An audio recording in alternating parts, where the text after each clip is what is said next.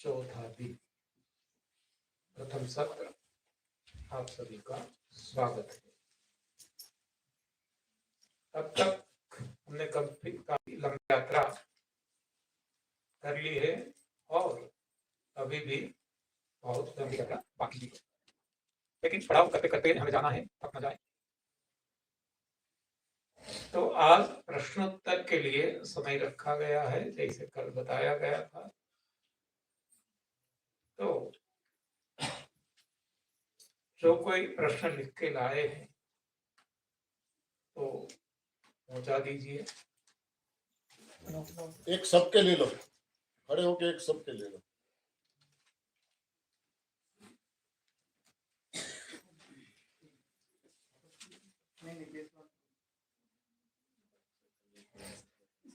अभी तो चौथा दिन है, हमारे पास काफी समय भी है और प्रश्नोत्तर के लिए फिर भी समय हम लेते रहेंगे। तो यदि आज छूट गया तो बाद में भी आप दे सकते हैं।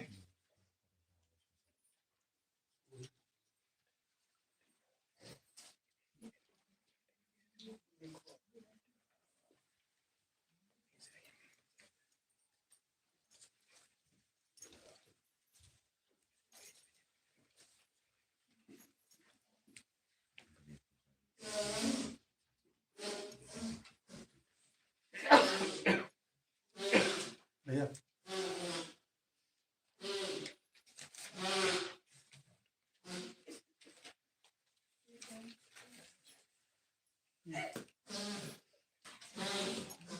गुरु जी का शिविर पुणे में होता है क्या?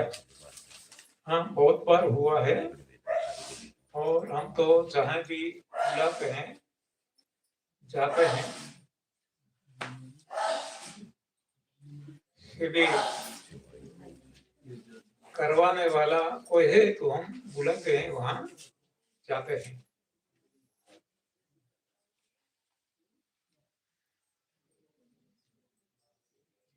होता है तो कहाँ? वो जो कोई ऑर्गेनाइजर है वो तय करते हैं, वो हम तय नहीं करते। तो हम तो जहाँ कहते हैं कि यहाँ लगाया है वहां जाते हैं।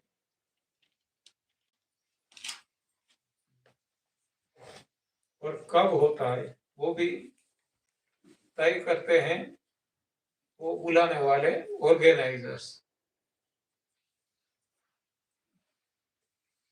अटेंड करना का प्रोसीजर क्या है वो भी ऑर्गेनाइजर आपको बता सकते हैं।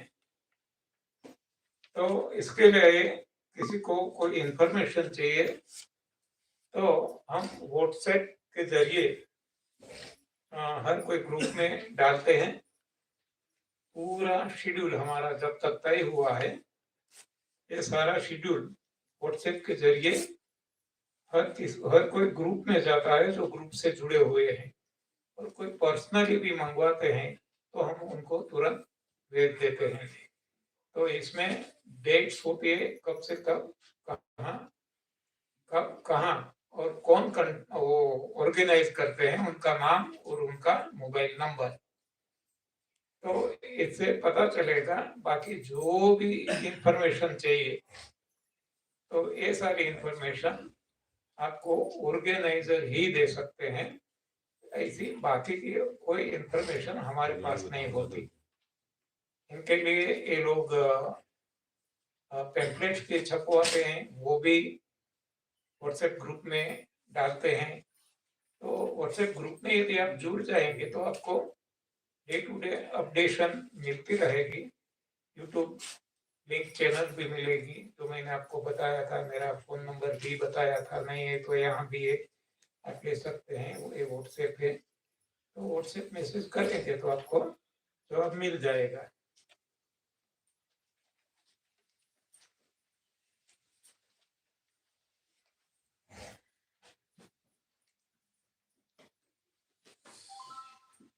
दो कोरोना वैक्सीन तथा एक बूस्टर डोज लोगों ने लिया, उसके भयंकर साइड इफेक्ट जैसे कि 15-20 दिन तक लगातार खांसी तथा 15-20 दिन तक लगातार बुखार, अचानक शुरू होने वाला तथा लगातार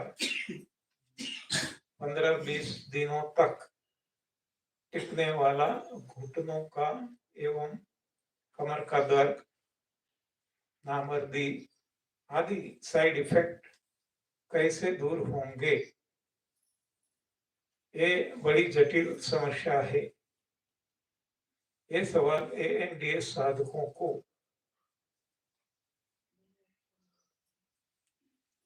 अलावा सभी आम जनता के लिए भी है जो एएनडीएस को फॉलो न करने वाले, दाल चावल खाने वाले लोग हैं, इन सभी के लिए ये सवाल है।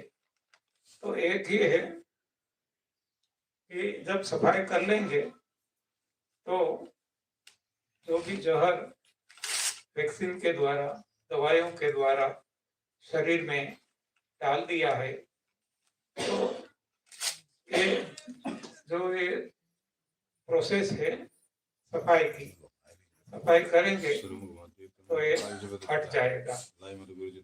सफाई थोड़ी डीपली भी करनी पड़े तो जो लंघन कहते हैं इसकी जगह लंबा फास्टिंग करना पड़ेगा, निर्जल उपवास, एयर फास्टिंग, तो ये सारी साइड इफेक्ट्स भी निकाल सकते हैं।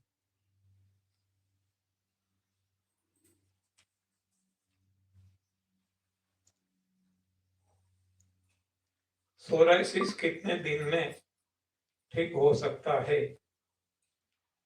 विशेष क्या करना होगा? कोई भी रोग हो,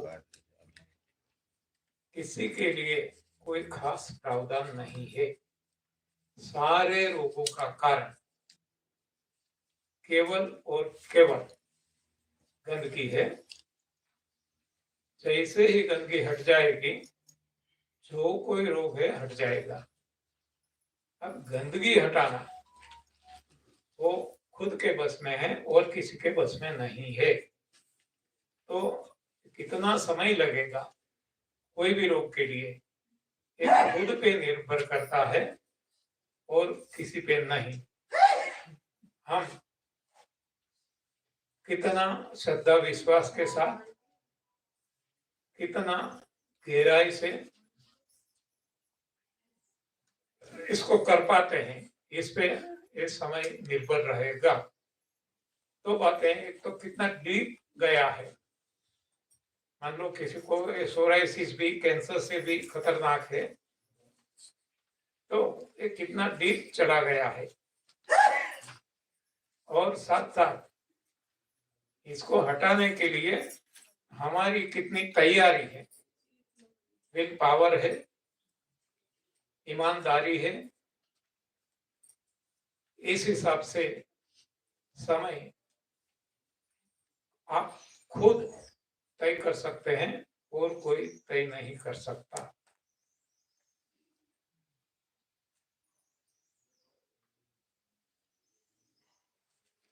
सोराइसिस तो क्या, कोई भी रोग है, सभी में चमत्कारिक परिणाम भी हमने देखे हैं।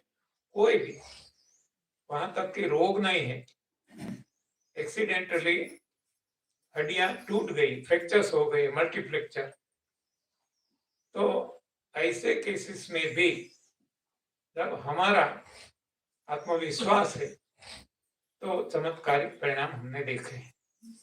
यानी कि ये खुद पे निर्भर करेगा, पानी कब पीना है जब प्यास लगती है।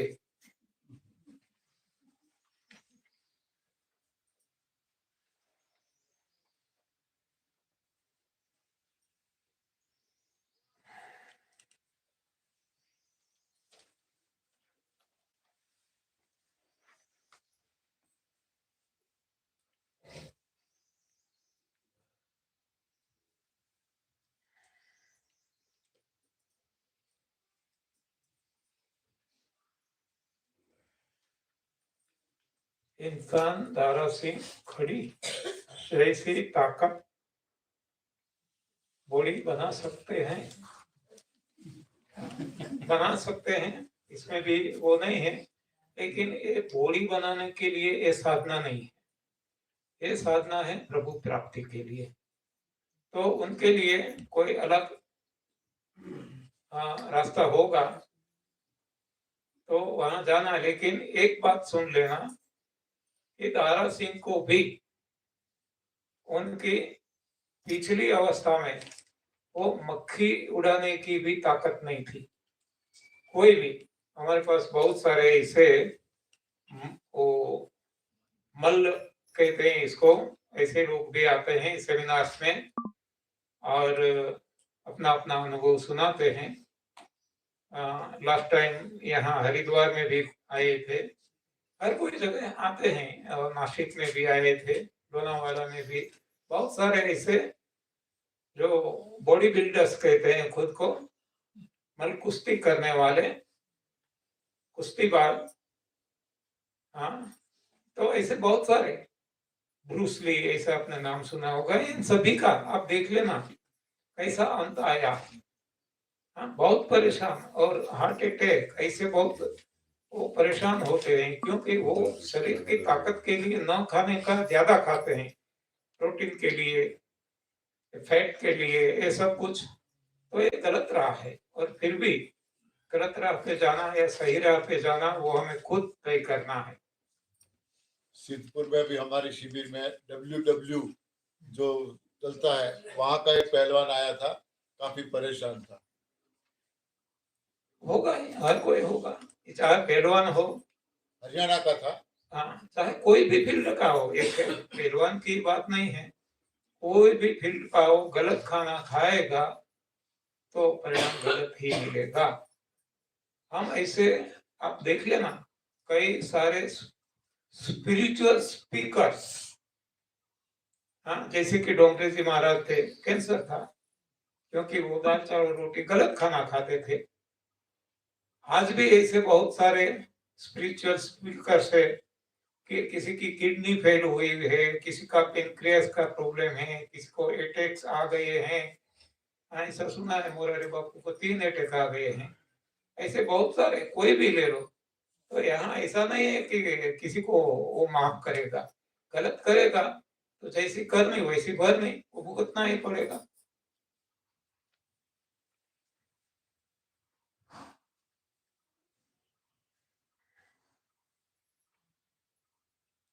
जिम में जाके कसरत कर सकता है, वो खुद को तय करना है। हाँ, शरीर को तोड़ना है, अनावश्यक समय, शक्ति और धन बर्बाद करना है तो कर सकते हैं, कौन मना कर सकते हैं। ये मकसद है हमारा, इंसान का जो है बड़े भाग मानुष तन पावा, ये जो जब हमें मिला है तो इसमें गंवा देना है, तो फिर भी खुद को तय करना है।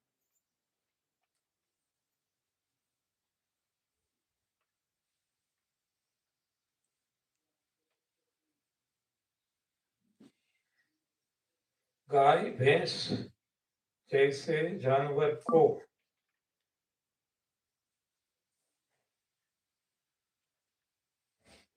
जानवर के उत्पाद, बंद को क्या बंद करना चाहिए? जानवर के उत्पाद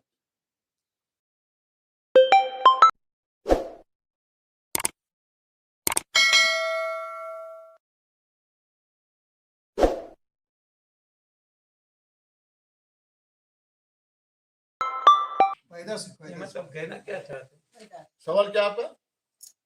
पशु पैदाश बंद करनी पड़ेगी। अगर ये दूध वगैरह बंद कर रहे हैं, हाँ, पशु पैदाश बंद करनी पड़ेगी। पशु पैदाश बंद करनी पड़ेगी। बंद करने वाले गाय भैंस हम कौन होते हैं? ये जो जगत चला रहा है प्रभु परमेश्वर, वो ही करते हैं। इससे उल्टा कुछ करेंगे तो इसका हमें उल्टा परिणाम भुगतना पड़ेगा। तो जिसने इस सृष्टि की रचना की है, उनको उनके इच्छा के अनुसार चलने देना है। इसमें हमें कहीं भी कोई भी बाधा नहीं डालनी है, ये हमारा कर्तव्य है।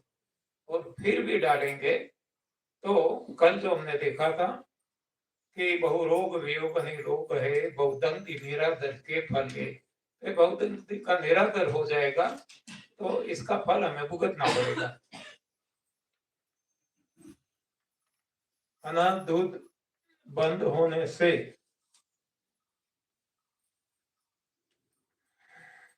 किसान का ऐसा धंधा नहीं है। बंद हो जाएगा। किसानी करना ही नहीं है, ये धंधा ही गलत है। मैं खुद किसान हूँ। हाँ, कोई भी सृष्टि में देखो, कोई धंधा करता है, पहली बात है कोई भी 84 लाख योनियां हैं, केवल हम इंसान नहीं हैं। तो कोई धंधा नहीं करता, कोई व्यापार नहीं करता, कोई नौकरी नहीं करता। ये तो हमने, ये उल्टी गंगा हमारी चल रही है।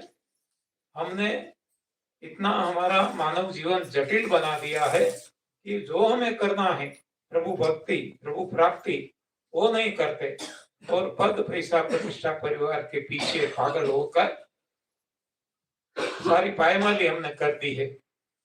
तो धंधा जरूर ही नहीं पड़ेगा किसी को।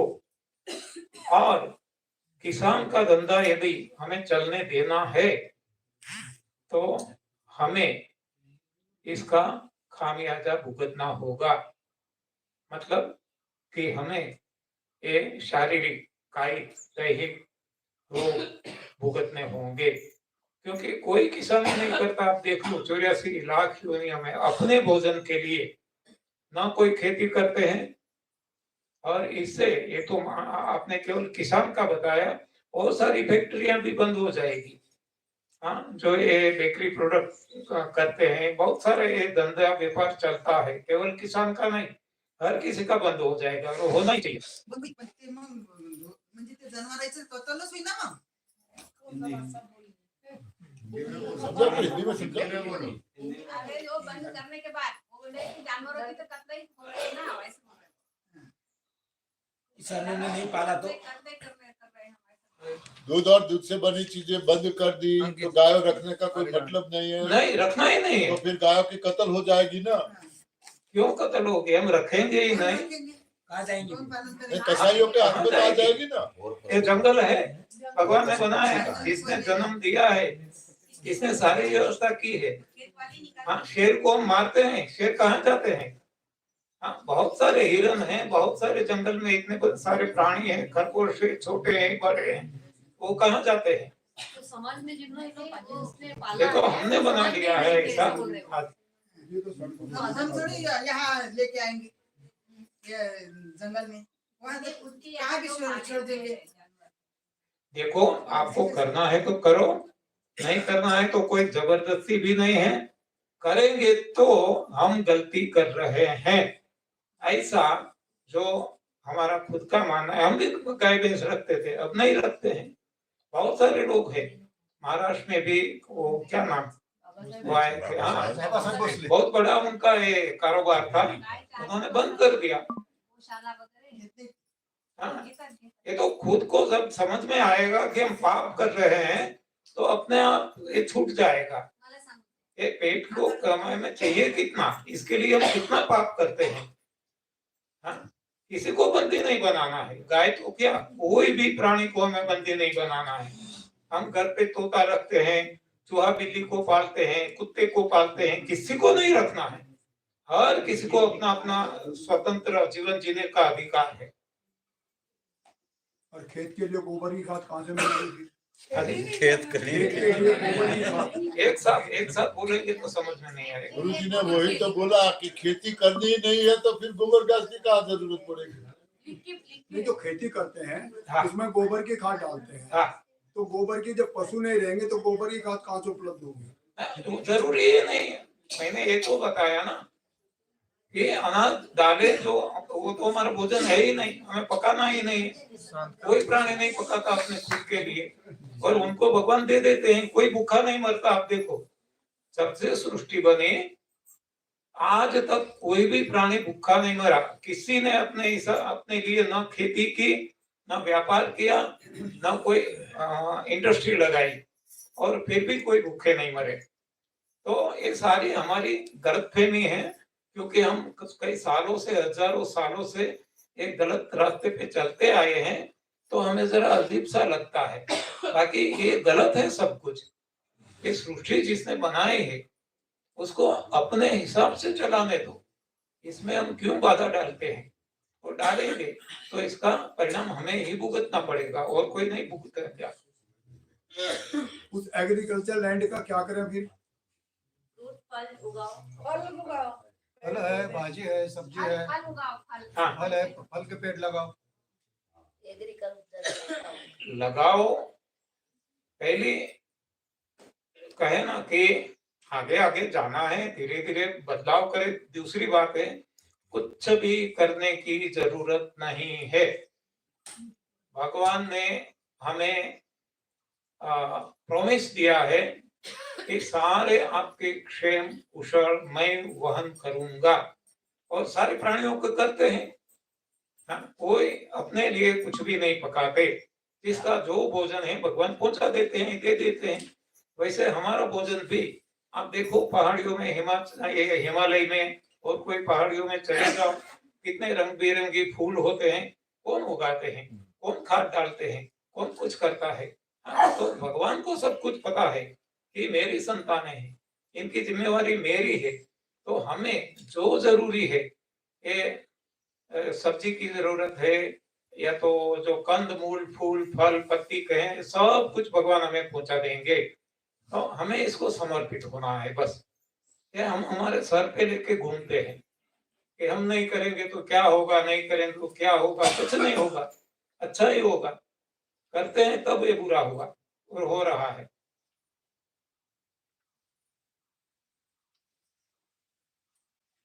सब लोग ये स्थिति को अपनी बोल सकते और वैसे भी ये एक दिन में तो बदलाव आने वाला नहीं है। हाँ, धीरे धीरे धीरे धीरे धीरे धीरे आगे बढ़ेंगे, ऐसे सुविधा होगा अपने आप, जैसी प्रभु मर्जी। ये भगवान ने जो चाहा वो ही होगा। मेडिकल कॉलेज हॉस्पिटल बंद हो जाएंगे, होना ही चाहिए, होना चाहिए या नहीं? पहले हम क्या मानते चाहते हैं? होना ही है, अवश्य होना है। देखो, इसलिए हमारा मिशन है कि दवाई रहित दुनिया, रोग रहित दुनिया, दवाई रहित दुनिया। जब रोग नहीं है, दवाई नहीं है, दवाई की फैक्ट्री बंद हो जाएगी। जब दवाई नहीं है तो दवाई बेचने वाला यानी केमिस्ट, इसकी जरूरत नहीं पड़ेगी। दवाई लिखने वाला डॉक्टर, इसकी जरूरत नहीं पड़ेगी। हर कोई खुद के डॉक्टर बन जाएंगे। इसीलिए मैं बार बार हर कोई जगह बताता हूँ, मेरी अपनी स्वप्न सृष्टि। तो इसमें जो आपने लिखा है वो ही है। इसमें मैं आपको जरा सुना दूं। मेरी स्वप्न सृष्टि कैसी कि दुनिया सही में, जो हम कहें कि सही दुनिया कौन सी होनी चाहिए, जो प्रभु ने रचाई है। तो ये मैं आपको जरा ये बात निकली है तो पढ़ के सुना दूं।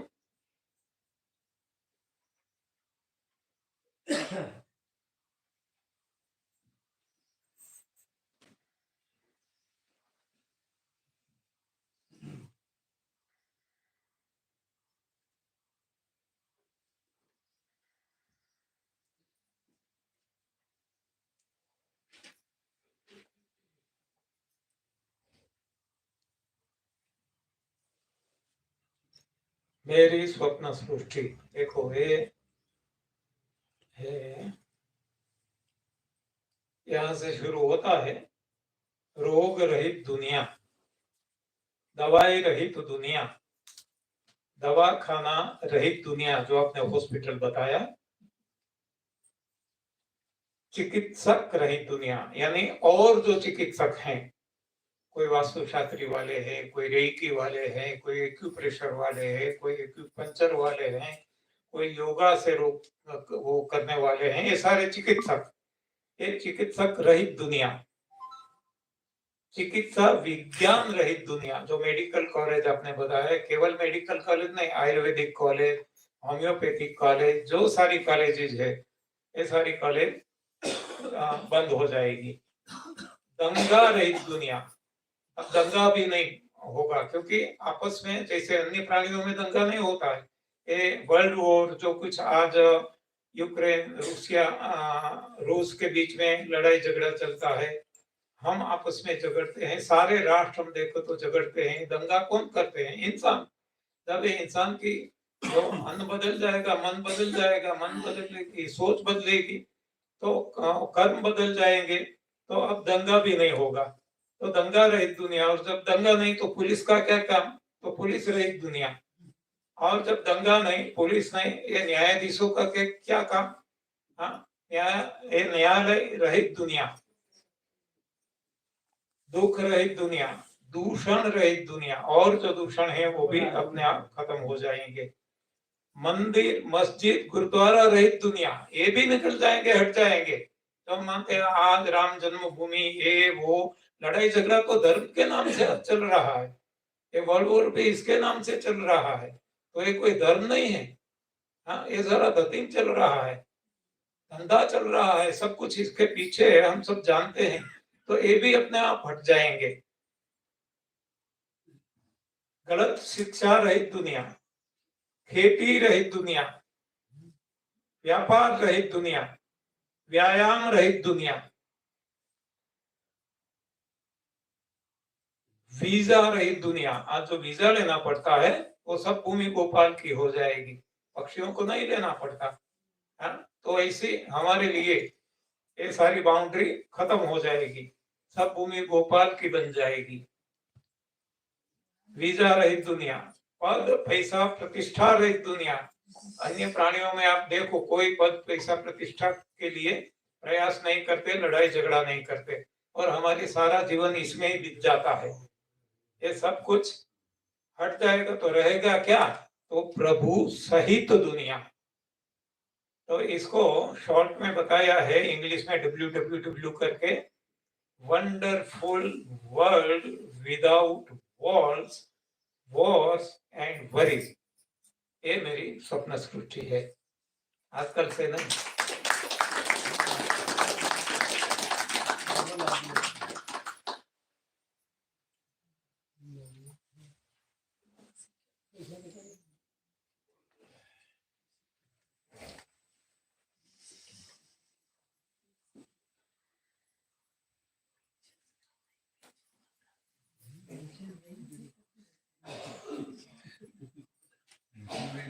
इंसान हार्ड वर्क कर सकता है, हाँ, और ज्यादा हार्ड वर्क कर सकेगा, लेकिन हार्ड वर्क करने की जरूरत ही नहीं पड़ेगी।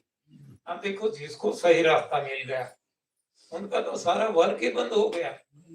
हाँ, वो तो ऐसे बस एक आसन लगा के बैठ गए, हाँ, अपने जो नाम स्मरण करने लगे। कोई हरे रामा, कोई हरे कृष्णा, कोई राधे कृष्णा, अपने अपने हिसाब से हर कोई। तो इसको कोई करने की ही आवश्यकता नहीं रहेगी ऐसी। और फिर भी करना है तो और ज्यादा वर्क कर सकेंगे। जैसे मैंने बताया कि मैं किसान हूँ, तो मेरे रिश्तेदार किसान हैं, तो ये लोग जो काम करते थे किसान का, खेती का, वो इससे ज्यादा आज मेहनत कर सकते हैं NDS फॉलो करने के बाद। मेरे बड़े भाई है जो यहाँ प्रताप है, आप देखते हैं, तो इनके पिताजी, वो मेरे बड़े भाई है, तो वो हेडमास्टर थे स्कूल में। तो स्कूल में हेडमास्टर मतलब सुपरवाइजरी, जो कुछ भी करना नहीं है, हार्डवर्क तो क्या कोई नहीं, केवल सुपरविजन। तो भी वो थक जाते थे, शाम घर आते थे, थक जाते थे। वो ही तब उनकी आयु 56 और 58 में तो रिटायर हो गए। तो 58 तक वो थक जाते थे। अब उनकी आयु है उल्टी 85 से भी अभी तो 87 है, और वो भी उसको कोई थकान जैसा नाम ही नहीं है, थकते ही नहीं है 87 में। क्यों? वो NDS फॉलो कर रहे हैं।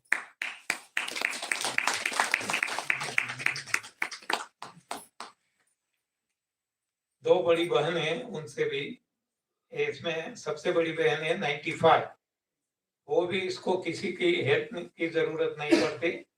उनके जो बेटे बहू है, उनको कभी कहीं बाहर जाना होता है या उनको कुछ थोड़ा सा प्रॉब्लम आ जाता है, तो उनका जो काम है घर का, वो ये 95 ईयर की बहन कर लेती है। हाँ, अपने बच्चों से भी ज्यादा वो तंदुरुस्त है।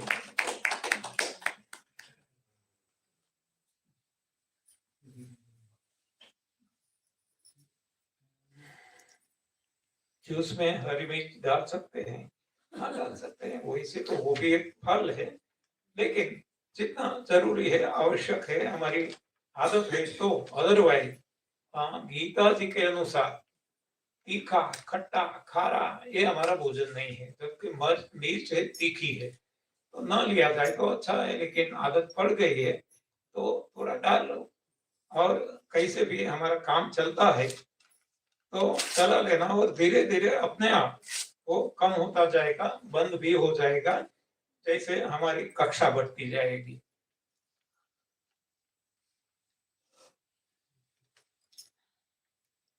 ग्रीन जूस पाउडर जैसे अप्राकृतिक रीति से बनाना और बेचना भी बंद करना ऊपर चाहिए ना। ऊपर स्पिरुलिना भी लिखा है। हाँ, ऊपर स्पिरुलिना, बाद में ग्रीन जूस। जैसे खेती धंधा नहीं करना, सही बात है, ये सब कुछ अपने आप बंद हो जाएगा, जरूरत ही नहीं पड़ेगी। हाँ, लोग बनाएंगे कब? जब मार्केट है, लेने वाले ही नहीं रहेंगे तो अपना तो सारा सब कुछ चौपट होएगा। ये हॉस्पिटल कैसे बंद होगी? ये धंधा व्यापार जो के है, ये दवाखाना, ये सब कुछ कैसे बंद होगा? मेडिकल फैक्ट्री, जब लेने वाले ही नहीं होंगे, अपना बंद हो जाएगा। ये मैंने बताया, मंदिर, मस्जिद, गुरुद्वारा, चर्च, कैसे कोई बंद करने वाला?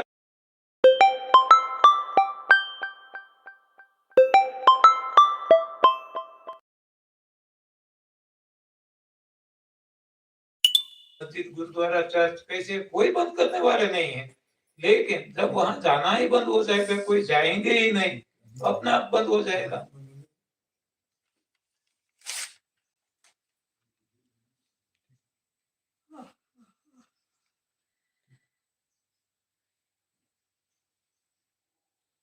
मोनोपोज की बात है, मासिक धर्म बंद हो रहा तो 2 महीने के से एमसी बंद नहीं हो रही, ब्लीडिंग हर दिन आ रही है, बंद हुई तो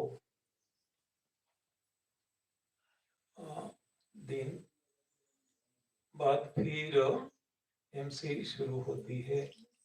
हाँ, ये जो अब तक हमने गलती की है, इसका परिणाम है। तो अब जितना हम करेंगे, इसका इस हिसाब से हमें परिणाम मिलेगा। गलती का तो जैसे हम कहते हैं ना, जैसी करनी वैसी भरनी, गलत किया है तो गलत भुगतना पड़ेगा। तो इसके लिए इसमें रिवर्स करने के लिए सफाई पे लग जाओ।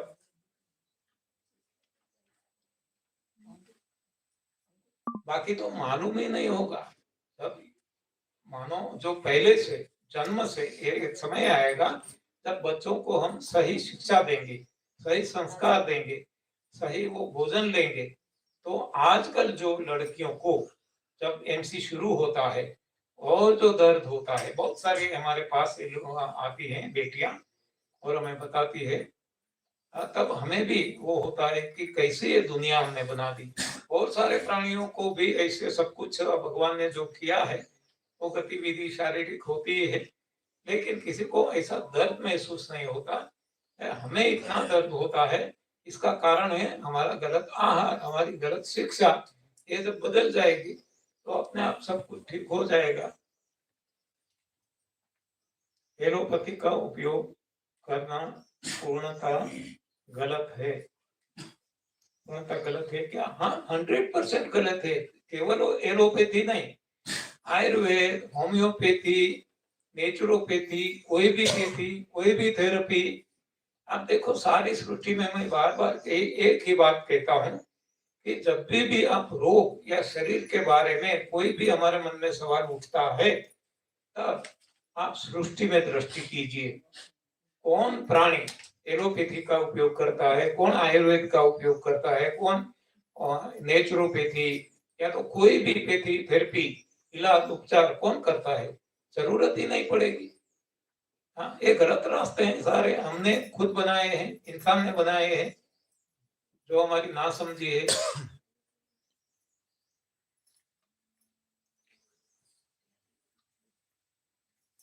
इमरजेंसी जैसे होती है कि अभी देखो, तो हम बार बार बताते हैं कि सारा बदलाव रातों रात होने वाला नहीं है। जब तक नई सिस्टम बन नहीं जाती पूर्णतया, तब तक अभी की जो सिस्टम है इसका जभी जभी सहारा लेना पड़ता है तो ले लेना, लेकिन इमरजेंसी भी इससे ठीक नहीं होती, ये भी समझ लेना।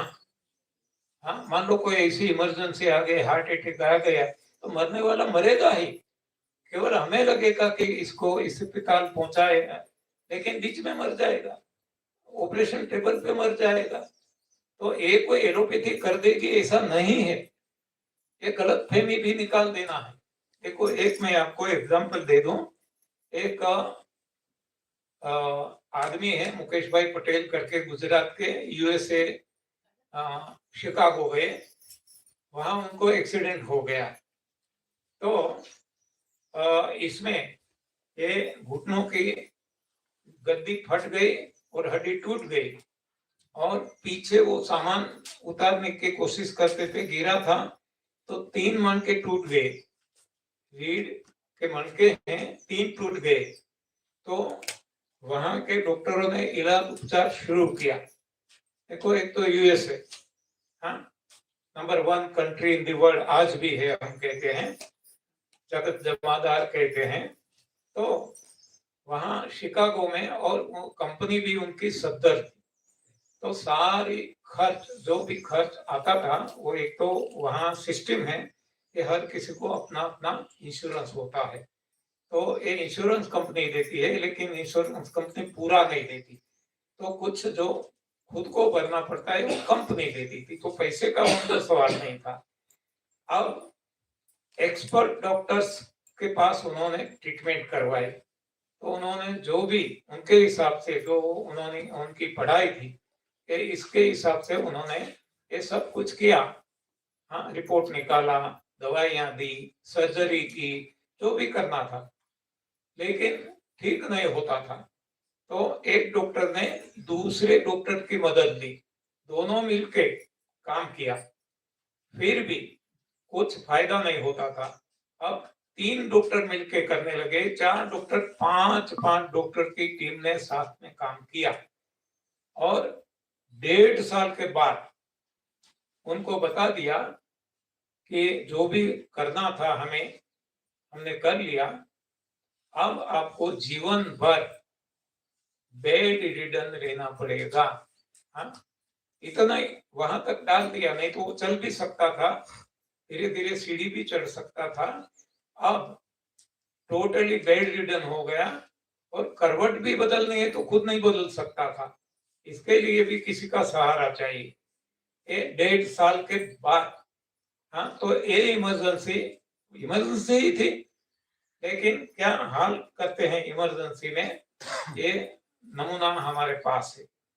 अब क्या हुआ कि जब इसको एक चोट लगी थी, एक्सीडेंट हुआ था, उनके जो मामा है वो अहमदाबाद में रहते हैं, और मेरी उम्र के हैं, करीब 80 के करीब हैं वो। तो उन्होंने उनको बताया कि भांजा, तू यहाँ आ जा, यहाँ ऐसे बहुत सारे सेमिनार चलते हैं, और हमने बहुत सारे चमत्कारिक परिणाम देखे हैं। वैसे तो सामान्य रोग तो हटते ही हैं हर किसी के, लेकिन हमें जो चमत्कार लगे, ऐसे ऐसे परिणाम हमने देखे हैं, तो एक बार तू यहाँ आ जा। लेकिन वो आने को तैयार नहीं था, स्वाभाविक है, वो पढ़ा लिखा खुद, और नंबर 1 कंट्री में, और एक्सपर्ट डॉक्टर्स की ट्रीटमेंट चल रही थी, तो उनको स्वाभाविक है कि भरोसा नहीं होता था। और वैसे भी इंक्वायरी करता था कि ऐसे कौन मेरी वहाँ इलाज कौन करेगा। तो वो कहते हैं यहाँ इलाज नहीं होता, यहाँ ऐसी सेमिनार होती है जो मैंने खुद किया है। मैं इंजीनियर हूँ, उनको तो मालूम ही है, वो सिविल इंजीनियर है। तो मेरे जितने भी रोग थे सारे इससे ही गए, बाकी तो सारा जीवन में ही दवा लेते रहे और रोग बढ़ते रहे। मेरी बेटी, हाँ, इसको वो तो अपना भांजा है, उनको सब कुछ पता था कि बेटी भी डॉक्टर है, आपको पता है। उनकी भी अपनी जो कोई समस्याएं थी वो खुद मिटा नहीं सकती थी, इससे गई। और बहुत सारे डॉक्टर्स हमने देखे हैं और बहुत सारे अन्य हमने लोगों के अनुभव सुने हैं, देखे हैं। तो इस हिसाब से मैं कहता हूं कि तू यहाँ आ जा, लेकिन वो आने को तैयार नहीं था। जब डॉक्टरों ने जवाब दे दिया 1.5 साल के बाद, तब उसने अब मामा को फोन लगाया और बताया कि यहाँ तो ऐसा हो गया, अब मैं आना चाहता हूँ। तो मामा ने बताया हो सकता है आपके भाग में हो, नहीं तो इतना आगे बढ़ गया है सब कुछ, क्या पता। लेकिन फिर भी हम चांस तो ले, आ तो जाओ। आ गए वो लोग, और उनके ही गांव में नजदीक में, वो जो ऊंजा में रहते हैं नॉर्थ गुजरात में, इसके पास मेरवाड़ा में सेमिनार लगने वाला था। तो वहां आ गए और हमने सब कुछ बता दिया उनका केस देखकर। तो उन्होंने फॉलो किया। हाँ, जो उसको व्हील चेयर लेके वहां से तो आए थे, लेकिन यहाँ फर्स्ट फ्लोर पे, जैसे यहाँ है हमें ग्राउंड से यहाँ आना पड़ता है, तो सीढ़ियाँ चढ़ के, तो वो तो कुछ सीढ़ियाँ चढ़ नहीं सकता था, तो कुर्सी में बैठा के, और वहाँ रैंप भी नहीं था कि व्हील चेयर वहां तक ले जा सके, तो कुर्सी में बैठा कर कंधे पे उनको ऊपर लाया गया था। और बाद में वो कभी सेमिनार के लिए भी, सुनने के लिए भी नहीं आया था। अगली रात मिला था, हमने सब कुछ समझा दिया था, और तो उन्होंने सख्ती से पालन किया, भगवान पे भरोसा, क्योंकि उसके पास अब कुछ बचा ही नहीं था। आशा का किरण केवल एक था, अपने मामा जी के कहने के कारण, नहीं तो उनको इसमें भी विश्वास नहीं बैठता। तो उन्होंने वो सख्ती से पालन किया, और ऐसे ही हमारी ये सेमिनार, हमारा प्रवचन चल रहा था। तो वहां से 5वें दिन वो दौड़ के आया और दोनों पैर मेरे पकड़ लिए, और जो वहां उपस्थित थे, जितने भी शिविरार्थी वहां उपस्थित थे, वो अपनी दोनों आंखों से गंगा जमुना के हर्षाश्रु के प्रवाह रोक नहीं सके। बाद में तो वो दौड़ने लगा, उनको खुद को ऐसा आश्चर्य लगता था कि मैं स्वप्न तो नहीं देख रहा, तो ऐसे दौड़ने लगा, सीढ़ियां चढ़ने उतरने लगा, और उनको लग गया कि नहीं, मैं तंद्रा में नहीं हूँ, मैं कोई स्वप्न नहीं देख रहा हूँ, यही तो सच है। तब वो गया उधर।